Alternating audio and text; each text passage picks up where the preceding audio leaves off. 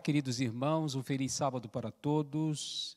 É com muita alegria que nesta manhã do sábado do Senhor Jesus Cristo estamos juntos na casa de Deus para juntos estudarmos a palavra do Senhor. Nesta manhã nós iremos falar sobre o assunto que já está em tela, na fornalha da aflição. O texto base está em 1ª Epístola do apóstolo Pedro, no capítulo 1 e o versículo 7, que diz assim: para que a prova da vossa fé, muito mais provada do que o ouro que perece e é provado, se ache em louvor e honra e glória na revelação de Jesus Cristo.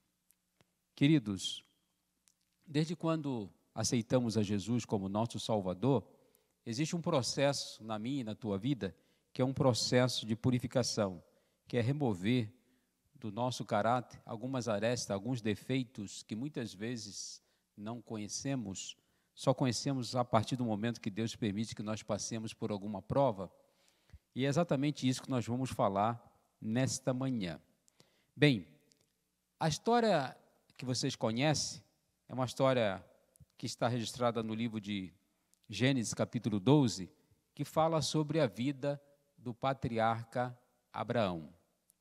Todos nós conhecemos a sua história, o seu chamado, quando Deus o convidou para que ele saísse da Mesopotâmia, de Ur, dos caldeus, para uma terra que ele não conhecia, e ele deveria agora peregrinar, porque o Senhor iria mostrar para ele o local que ele deveria se estabelecer, né? E assim Deus pediu que ele saísse da sua parentela, da sua casa. Abraão era um homem muito rico, mesmo já na época que o Senhor o chamou, mas em determinado momento da sua peregrinação, Deus agora faz um pedido a ele, que ele agora é uma prova muito difícil para Abraão, né? Agora, por que Deus queria que Abraão passasse por essa terrível prova muito dura, uma prova que Abraão sofreu muito até realmente realizar aquilo que Deus pediu que ele fizesse, né? Bom, mas antes de nós falarmos disso, nós vamos ler em Gálatas capítulo 3, versículo 7, que lá diz assim: sabeis, pois, que os que são da fé são filhos de Abraão. Bom, Abraão foi chamado por Deus para ser o pai da fé. E por que ele então teve que passar por aquela terrível prova? Bem, aqui nós vimos o seguinte: no livro de Gênesis, capítulo 12, nos versículos de 10 a 19, diz assim: havia muita fome naquela terra. Desceu, pois, Abrão ao Egito, para aí ficar, porquanto era grande a fome na terra. Quando se aproximava do Egito, quase ao entrar, disse a Sarai, sua mulher: ora, bem sei que és mulher de formosa aparência. Os egípcios, quando te virem, vão dizer: é a mulher dele, e me matarão, deixando-te com vida.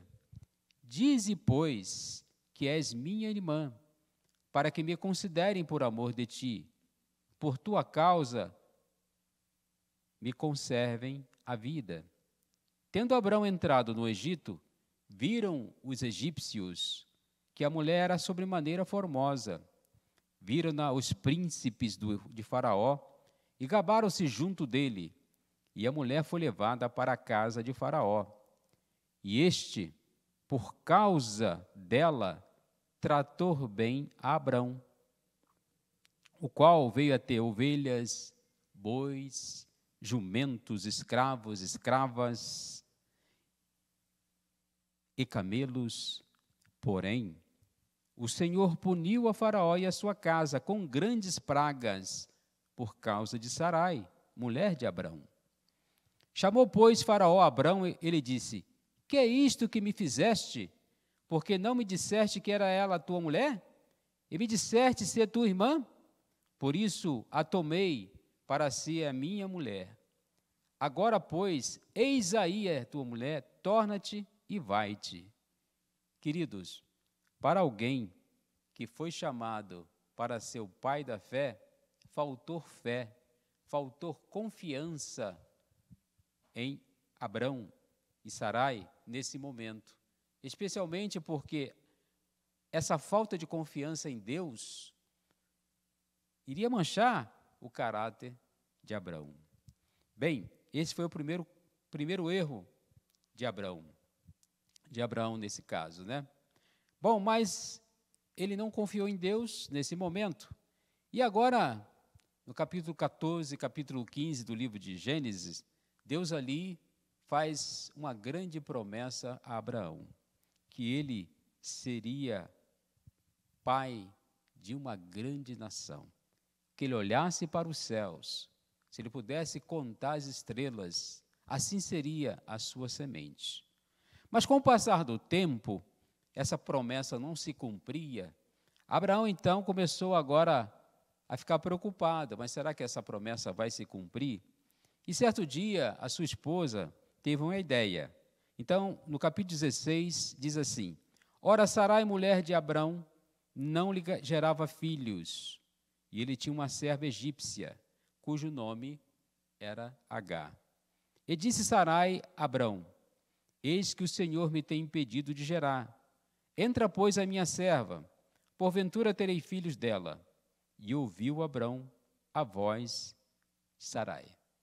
Queridos, aqui também nós temos uma outra falta de confiança em Abraão.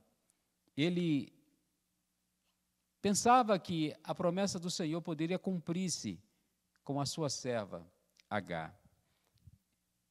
Então, agora, ele não confiou no Senhor. E agora, por alguém que foi chamado para ser pai da fé, faltou confiança em Deus. Bem, então agora, ele cometeu duas falhas.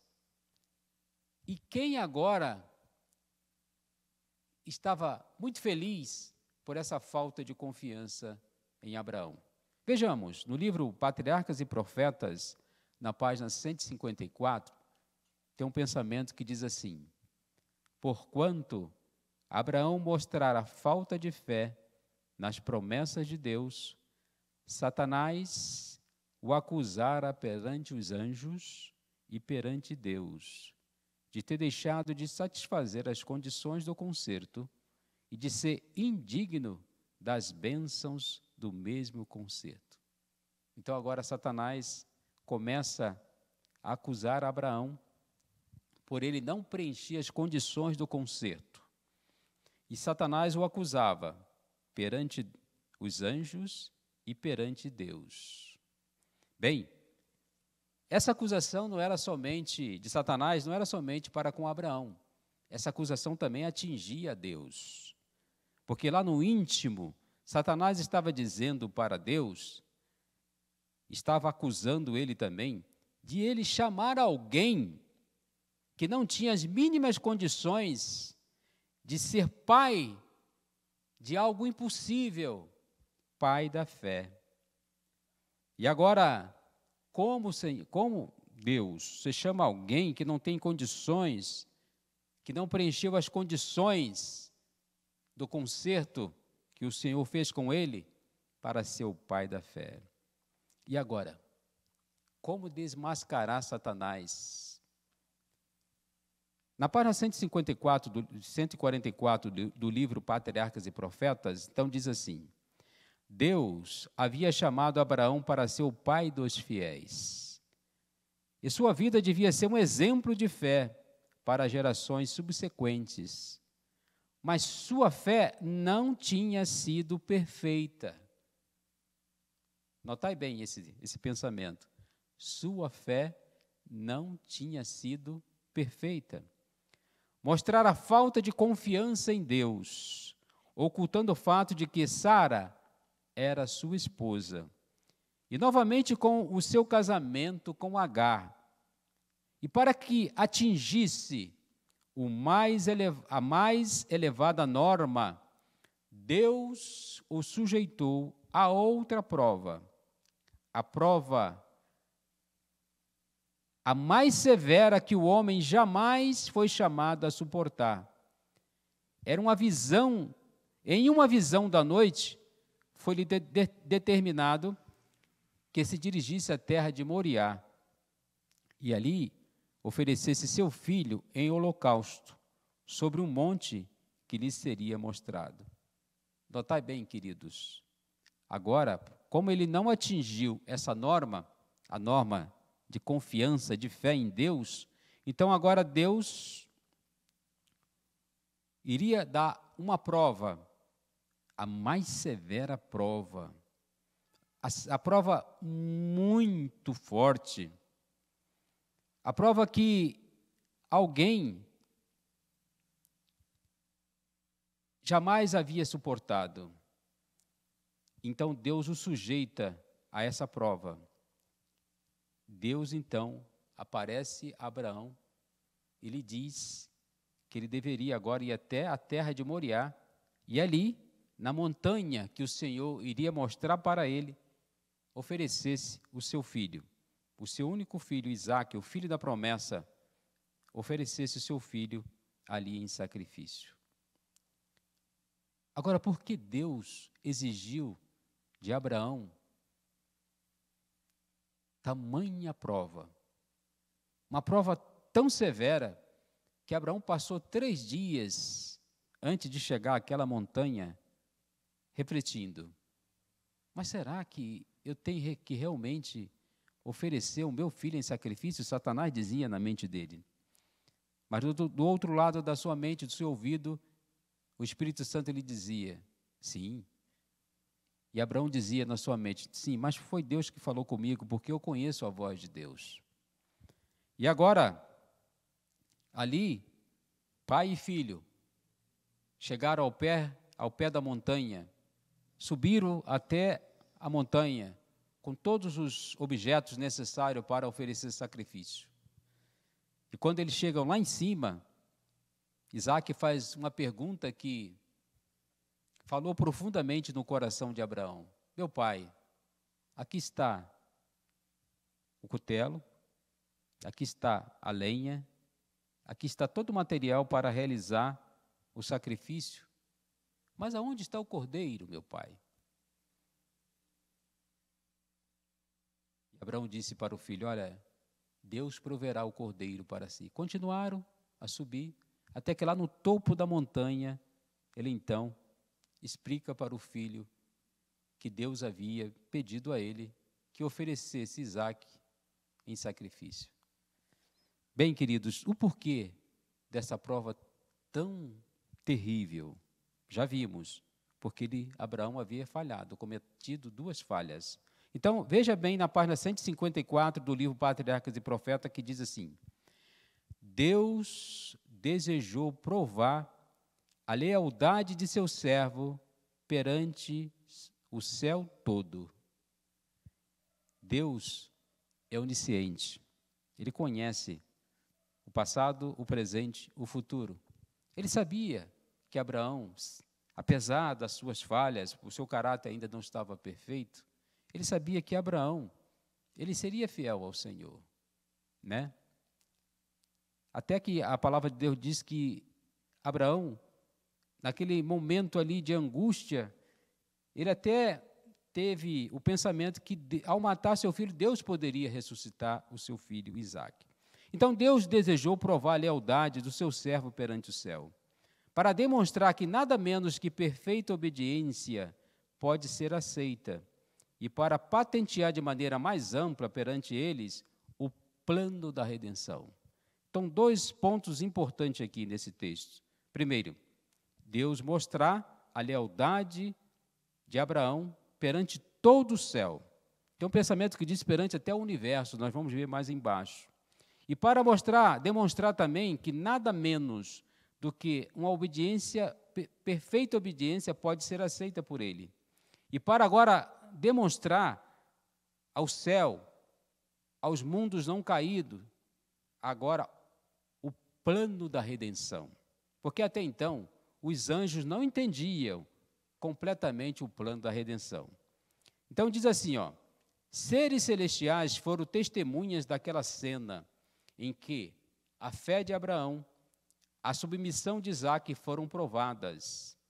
A prova foi muito mais severa do que aquela que Adão havia sido submetido. Por que a prova de Abraão foi mais severa do que a de Adão? Aqui explica. A conformação com a proibição imposta aos nossos primeiros pais não envolvia sofrimento. Então, para Adão e Eva, a prova deles não envolvia nenhum tipo de sofrimento, mas para Abraão envolvia. Foram 3 dias de angústia que ele passou, né? Mas a ordem dada a Abraão exigia o mais angustioso sacrifício. O céu inteiro contemplava com espanto e admiração a estrita obediência de Abraão. O céu todo aplaudiu sua fidelidade. As acusações de Satanás demonstraram ser falsas. Bem, aqui estava o objetivo de Deus, mostrar a lealdade, o amor que Abraão tinha para com ele, para com Deus. E mostrar agora a lealdade de Abraão para com também a sua lei. E diz que todo o céu agora aplaudiu a fidelidade de Abraão. As acusações de Satanás demonstraram-se falsas. Deus declarou a seu povo: agora sei que temes a Deus, a despeito das acusações de Satanás. E não me negaste o teu filho, o teu único filho. O concerto de Deus, confirmado a Abraão por um juramento perante os seres de outros mundos, testificou, provou que a obediência será recompensada. Outro ponto também importante nesse texto do livro de Patriarcas e Profetas, que eu vou ler para os irmãos agora, era que os anjos e os mundos não caídos ainda não compreendiam perfeitamente o plano da redenção. Então, Deus também utilizou daquele dia ali para mostrar, para que os anjos e os mundos não caídos compreendessem um pouco do plano da redenção. Então, diz assim: tinha sido difícil mesmo para os anjos apreender o mistério da redenção, isto é, compreender que o comandante do céu, o Filho de Deus, devia morrer pelo homem culposo. Quando foi dada a Abraão a ordem para oferecer seu filho, isto assegurou o interesse de todos os entes celestiais. Com ânsia intensa, observaram cada passo no cumprimento daquela ordem. Quando a pergunta de Isaque, onde está o cordeiro, o holocausto? Abraão respondeu: Deus proverá para si o cordeiro. E quando a mão do pai foi detida, estando a ponto de matar seu filho, e for oferecido o cordeiro de Deus, prover um lugar de Isaque, e fora oferecido o cordeiro que Deus provera em lugar de Isaque. Derramou-se então luz sobre o mistério da redenção. Perceberam, igreja? Agora então, o mistério da redenção, eles compreenderam melhor agora. E mesmo os anjos compreenderam mais claramente a maravilhosa providência que Deus tomara para a salvação do homem. Queridos, foi uma prova muito dura para com Abraão, mas, conforme nos diz a palavra de Deus, o ouro é provado no fogo, né? Na fornalha, e naquela fornalha da aflição que Abraão passou, a sua fé foi aperfeiçoada através da obediência que ele obedeceu a Deus.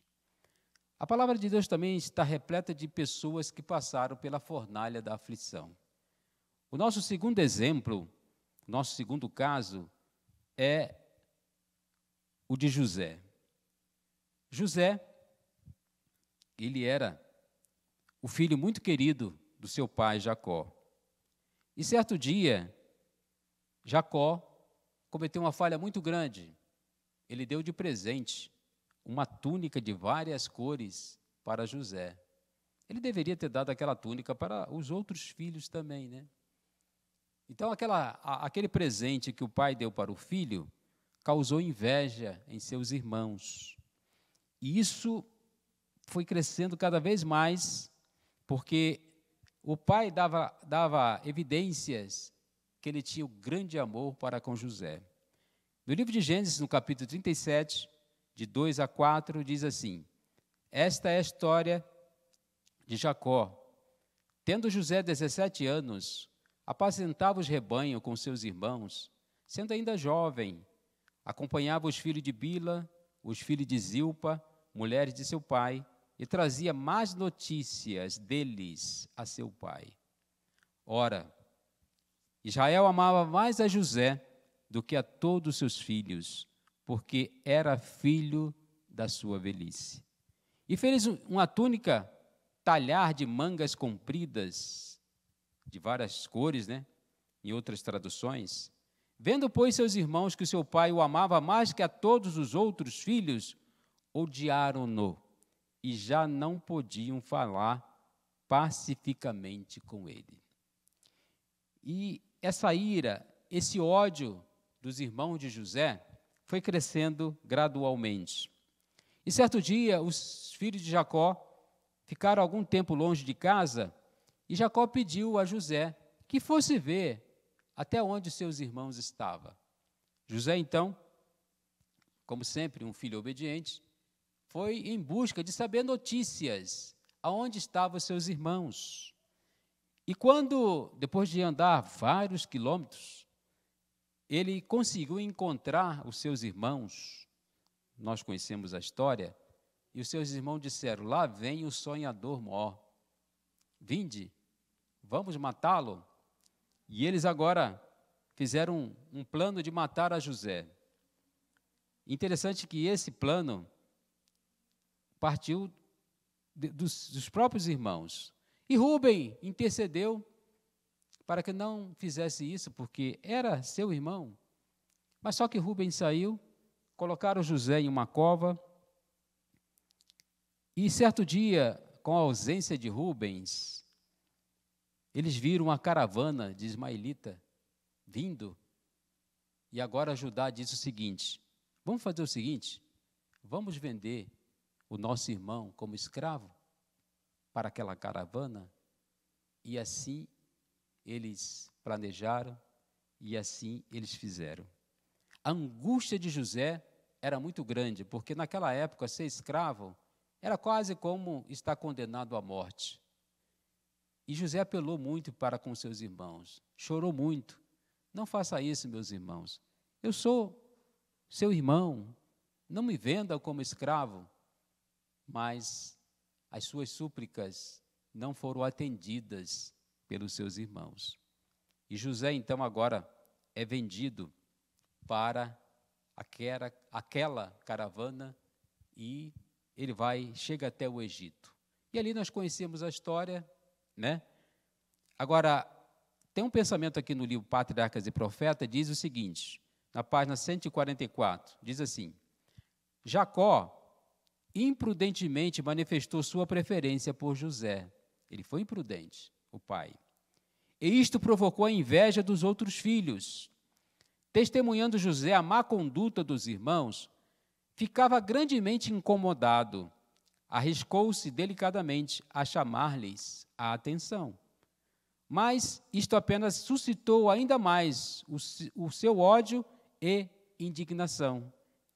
Não podia suportar vê-los a pecar contra Deus.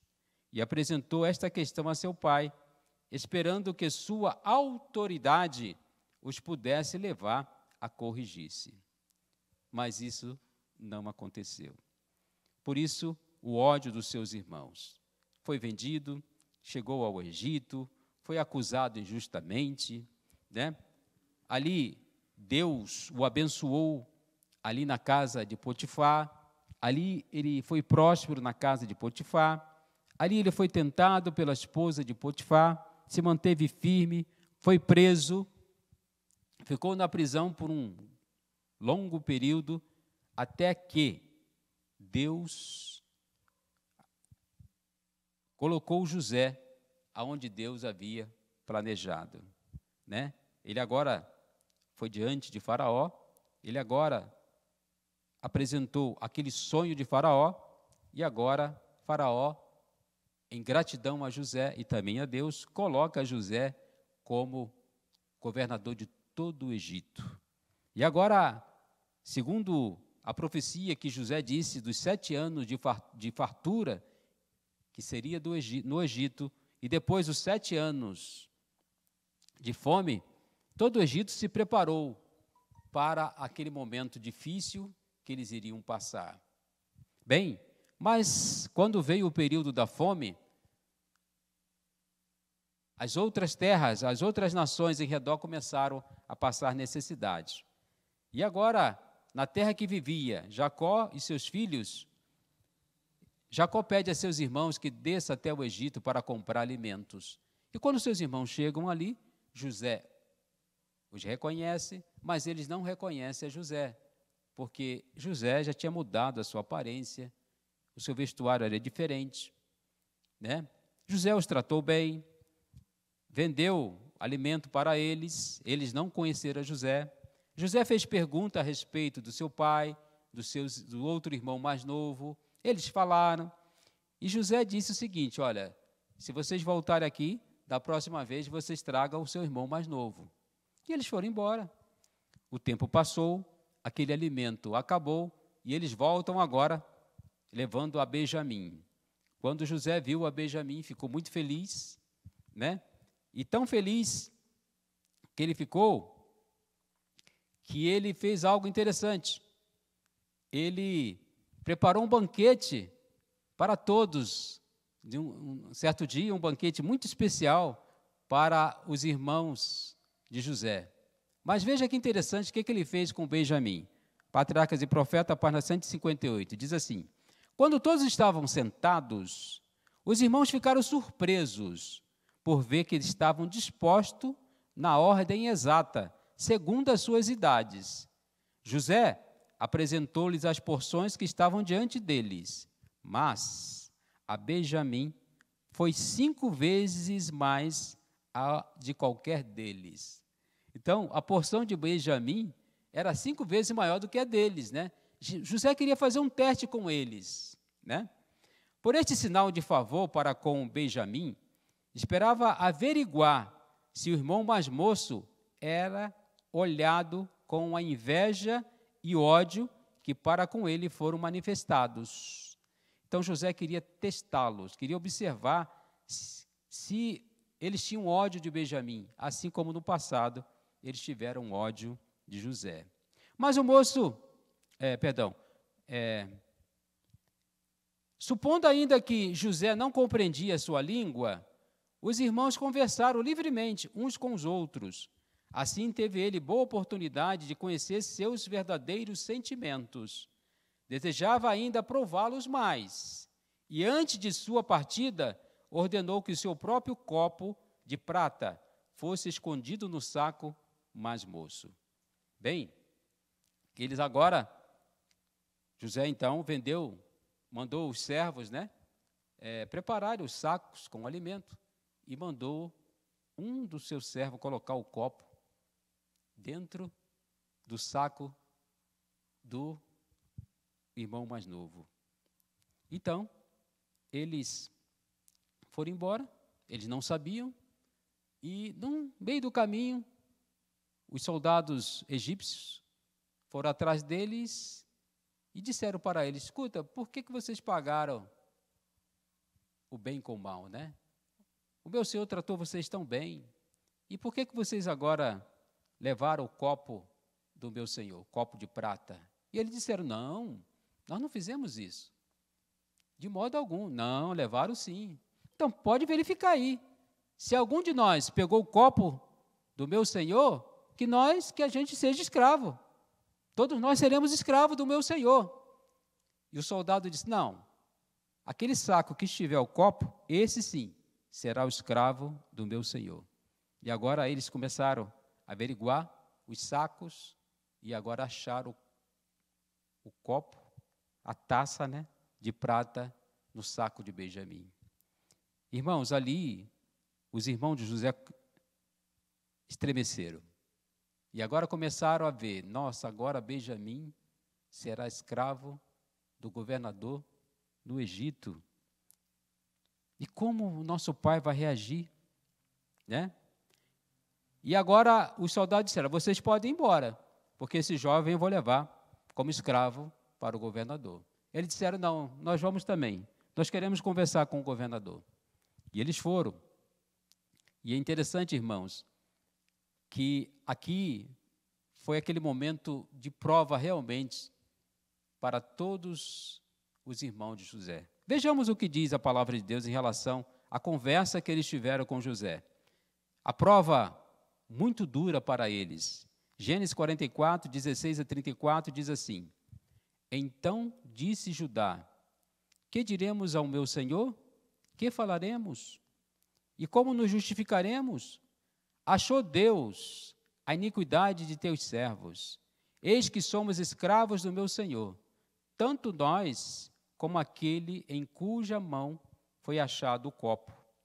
Mas ele disse, longe de mim que eu tal faça. O varão em cuja mão o copo foi achado, aquele será o meu servo. Porém vós subi em paz para o vosso pai. Então Judá, aquele que planejou vender José como escravo para a caravana dos ismaelitas. Então Judá chegou e disse, ai, Senhor meu, deixa, peço-te, o teu servo dizer uma palavra aos ouvidos do meu senhor. E não se acenda a tua ira contra o teu servo, porque tu és como Faraó. Meu senhor perguntou a seu servo, dizendo, tendes vós, pai, ou irmão? E dissemos ao meu senhor, temos um velho pai, e um moço da sua velhice, o mais novo, cujo irmão é morto. E só ele ficou de sua mãe, e seu pai o ama. Então tu disseste a teus servos, trazei-mo a mim, e eu porei os meus olhos sobre ele. E nós dissemos ao meu senhor, aquele moço não poderá deixar a seu pai. Se deixar a seu pai, este morrerá. Então, tu disseste a teus servos, se vosso irmão mais novo não descer convosco, nunca mais vereis a minha face. E aconteceu que, subindo nós a teu servo, meu pai, e contando-lhe as palavras de meu senhor, disse nosso pai, tornai, comprai-nos um pouco de mantimento. E nós dissemos, não poderemos descer. Mas se o nosso irmão menor for conosco, desceremos, pois não poderemos ver a face do varão, se este nosso irmão menor não estiver conosco. Então disse-nos teu servo, meu pai, vós sabeis que minha mulher me deu 2 filhos. Um ausentou-se de mim, e eu disse, certamente foi despedaçado, e não tenho visto até agora. Se agora também tirardes a este da minha face, e lhe acontecer algum desastre, fareis descer as minhas cães com dor à sepultura. Agora, pois, indo eu a teu servo, meu pai, e o moço não indo conosco, como a sua alma estará atada com a alma dele? Acontecerá que, vendo ele que o moço ali não está, morrerá. E teus servos farão descer as cães de teu servo, nosso pai, com tristeza à sepultura. Porque teu servo se deu por fiador por este moço para com meu pai, dizendo, se não te tornar, eu serei culpado a meu pai todos os dias. Agora, pois, fique teu servo em lugar deste moço, por escravo de meu senhor, e que suba o moço com os seus irmãos. Porque como subirei eu a meu pai, se o moço não for comigo? Para que não veja eu o mal que sobrevirá a meu pai. Queridos, aquelas palavras de Judá comprovaram. José teve a certeza que seus irmãos haviam mudado, especialmente Judá, porque eles estavam com muita angústia. O coração de Judá estava muito aflito. Ele foi que projetou todo aquele esquema para vender José como escravo. Mas agora o seu coração estava mudado. Na página 196 do livro Patriarcas e Profetas, diz assim: José estava satisfeito, vira em seus irmãos os frutos do verdadeiro arrependimento. Ouvindo o nobre oferecimento de Judá, deu ordens para que todos, exceto aqueles homens, se retirassem. Então, chorando em voz alta, exclamou: Eu sou José, vive ainda meu pai? Queridos, eu fico imaginando ali essa cena. Os irmãos de José angustiados, especialmente Judá, porque ele ficou como fiador de Benjamim. O coração de Judá anelava: não vamos levar mais um sofrimento para meu idoso pai. Eu fico aqui, governador. Eu fico aqui no lugar do meu irmão. E ali foi exatamente o momento que José ficou muito feliz, porque ele viu agora os frutos do verdadeiro arrependimento. Queridos, houve mudança no caráter dos irmãos de José. Mas antes disso, eles tiveram que passar também pela fornalha da aflição. Assim também acontece conosco, comigo e com você. Para que o nosso caráter seja moldado à semelhança do caráter de Cristo, Deus permite que em nossa vida cristã venha as provas, as lutas, as dificuldades. Queridos, as provas, elas são obreiras de Deus para remover do nosso caráter os defeitos. Muitas pessoas nunca saberiam dos seus próprios defeitos se não fosse a fornalha da aflição, se não passasse pela aflição. Eu quero contar aqui a última experiência de alguém que não se conhecia, alguém que se achava muito forte, alguém que disse que estava pronto para ir com Jesus até a morte. Esse alguém é Pedro. Pedro não se conhecia. No livro Desejado de Todas as Nações está escrito assim: se Cristo tivesse chamado Pedro para empunhar a espada, ele iria contente, como aquele dia que ele quase cortou o pescoço do soldado. Mas diz lá o livro Desejado de Todas as Nações que Pedro não estava preparado para passar pela fornalha da acusação, pela fornalha do ridículo. Porque Jesus já havia avisado a Pedro. Jesus disse certo dia no livro de Mateus 26, 31 a 35, que nós vamos ler para ganharmos tempo. Jesus disse que todos iriam se escandalizar nele, porque o pastor seria ferido e as ovelhas iriam abandoná-lo. Mas Pedro disse: Senhor, ainda que todos te abandonarem, mas eu não.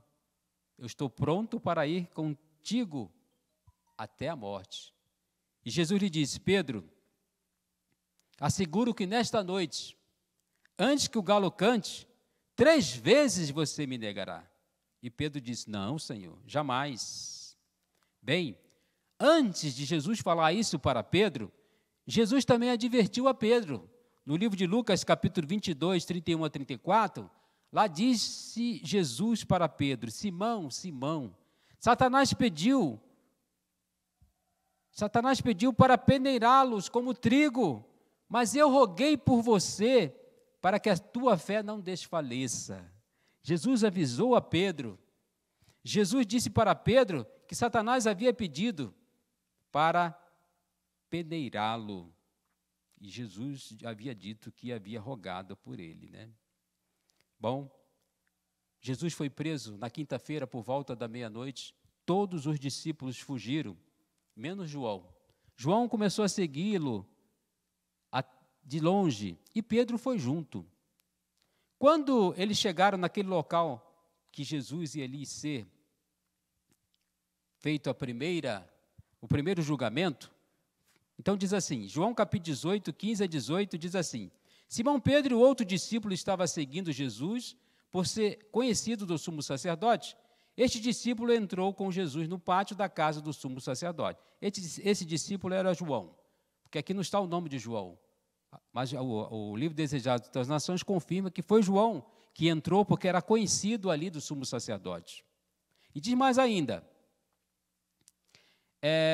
este discípulo entrou com Jesus no pátio da casa do sumo sacerdote, mas Pedro teve que ficar esperando do lado de fora da porta. O outro discípulo, que era conhecido do sumo sacerdote, voltou, falou com a moça encarregada da porta e fez Pedro entrar. Ela então perguntou a Pedro, você não é um dos discípulos desse homem? Ele respondeu, não sou. Fazia frio, os servos e os guardas estavam ao redor de uma fogueira que haviam feito para se aquecerem. Pedro também estava em pé com eles e se aqueceu. Pedro negou a primeira vez. A segunda vez, João capítulo 18, lá estava Pedro, aquentando-se, perguntou-lhe, pois, és tu, porventura, um dos discípulos dele? Ele negou e disse, não sou. Um dos servos do sumo sacerdote, parente daquele a quem Pedro tinha decepado a orelha, perguntou, eu não te vi lá no jardim com ele? E de novo Pedro negou. Queridos, 3 vezes Pedro negou a Jesus. Mas teve um momento que uma das negações de Pedro foi com juramento. Pedro negou a Jesus com juramento. E naquele exato momento da terceira negação, o galo cantou. E Pedro então lembrou-se das palavras de Jesus. Antes que o galo cante, 3 vezes você vai me negar, Pedro. Bem, Pedro lembrou-se das palavras e Pedro olhou para Jesus. E naquele exato momento, Jesus também olhou para Pedro. E olha o que aconteceu. Naqueles 2 olhares se cruzaram. Lucas capítulo 22, 60 a 62. Mas Pedro insistia, homem, não compreendo o que dizes. E logo estando ainda a falar, cantou o galo. Então, voltando-se o Senhor, fixou os olhos em Pedro. E Pedro se lembrou das palavras do Senhor, como lhe dissera, hoje 3 vezes me negarás, antes de cantar o galo. Então Pedro, saindo dali, chorou amargamente. Queridos, aqui está.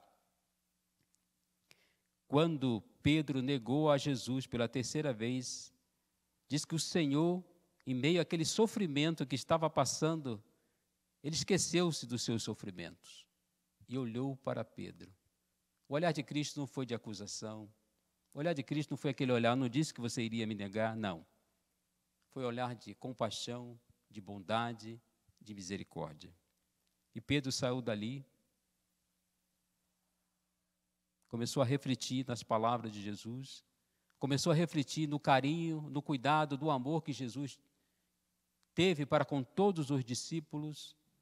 E Pedro agora, sem saber para onde ele ia, cambaleando, de repente ele se encontra no jardim do Getsêmani, onde algumas horas ele também não orou, ele não teve comunhão com Jesus, com o Senhor, e Jesus o advertiu, e ali Pedro desejou morrer. E Pedro disse, olha, é melhor morrer, porque eu não sou digno de ser um seguidor desse homem. Mas o Espírito Santo falava na mente de Pedro, no seu coração, veja o seu olhar, o olhar de bondade, o olhar de amor, o olhar de misericórdia. Aquele dia foi um dia muito terrível na vida do apóstolo Pedro, porque ele passou por uma aflição muito grande e desejou morrer. Mas aquele olhar de Cristo, aquele olhar de bondade, o salvou. Queridos, nós também passamos por muitas provas, eu e você. Somos provados, eu e você passamos por muitas angústias. E quantas vezes nós pensamos que Deus nos abandonou? Não, Deus nunca nos abandona. Ele permite que na minha vida, na tua vida, venha provas terríveis, mas é para o nosso bem. É para o nosso crescimento espiritual. É para nós nos conhecermos. Porque depois daquela prova tão terrível na vida do apóstolo Pedro, Pedro foi o outro homem. Ele foi um homem mais prudente, mais cauteloso, mais amoroso, porque o Espírito de Cristo reinava sempre no coração daquele apóstolo. Pedro se converteu porque Jesus disse para ele: Pedro, quando você se converter, confirma isso a seus irmãos.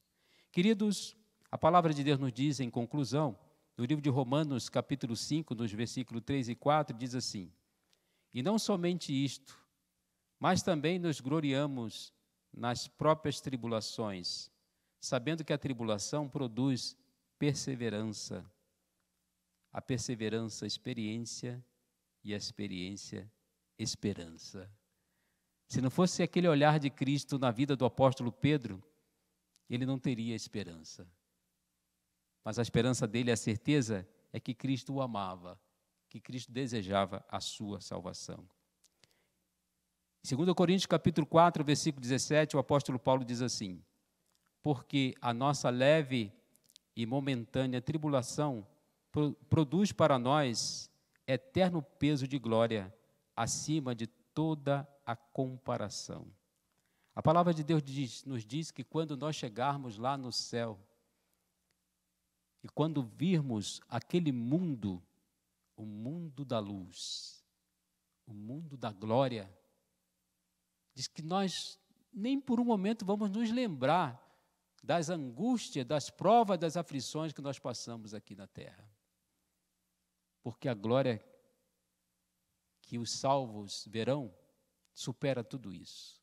Portanto, meus amados irmãos, como diz a palavra de Deus, sedes firmes e constantes, sempre abundantes na obra do Senhor. Porque a nossa salvação está muito perto, mediante os acontecimentos que estamos passando nesses últimos dias. Quando vier as provas, e aquela prova mais terrível ainda que está à nossa frente, que é o tempo de angústia de Jacó. E essas provas de hoje são pequenas em comparação àquela, mas essas provas pequenas de hoje é uma preparação para enfrentarmos, chegarmos naquela grande prova. Lá sim, nós estaremos sem a presença do Espírito Santo. Teremos que pisar o lagar sozinho, assim como Cristo também pisou o lagar sozinho. Mas a promessa é que Deus estará conosco. Que Deus nos ajude, que Deus nos dê a sua graça e que lembremos que as provas do Senhor é para o nosso bem, para o nosso crescimento espiritual, para que a nossa vida espiritual seja uma vida de vitória, uma vida de confiança nas promessas do amor de Jesus Cristo. Esse é o meu sincero desejo para mim e para todos vós nesta manhã. Amém.